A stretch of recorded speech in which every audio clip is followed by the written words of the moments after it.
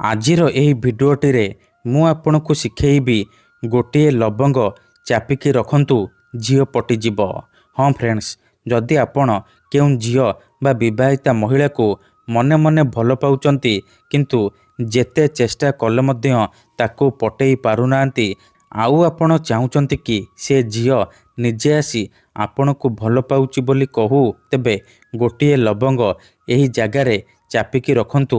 ସେ ଝିଅ ବା ମହିଳା ରାତିଦିନ ଫୋନ୍ କରିବ, ଘରକୁ ଡାକିବ, ଯାହା ଚାହିଁବେ ତାହା କରିବ, ନିଜେ ଆସି ଆପଣଙ୍କୁ ଭଲ ପାଉଛି ବୋଲି କହିବ। ତେବେ ଏହି ବଶୀକରଣ ଆପଣ କେବଳ ଶନିବାର ଦିନ କରିବେ। କେଉଁ ବି ସମୟରେ କରିପାରିବେ। ପ୍ରଥମେ ଆପଣ କ'ଣ କରିବେ, ଗୋଟିଏ ଲବଙ୍ଗ ଆଣିବେ, ନିଜ ଶରୀରରେ ଯେଉଁ ଜାଗାରେ ଅଧିକ ଝାଳ ବାହାରୁଥିବ ସେହି ଜାଗାରେ ଚାପିକି ରଖିବେ, ଯେମିତି ଆପଣଙ୍କର ଝାଳରେ ସେ ଲବଙ୍ଗଟି ଓଦା ହୋଇଯିବ। ଏହିପରି ଆପଣ 3ଟି ଶନିବାର କରିବେ।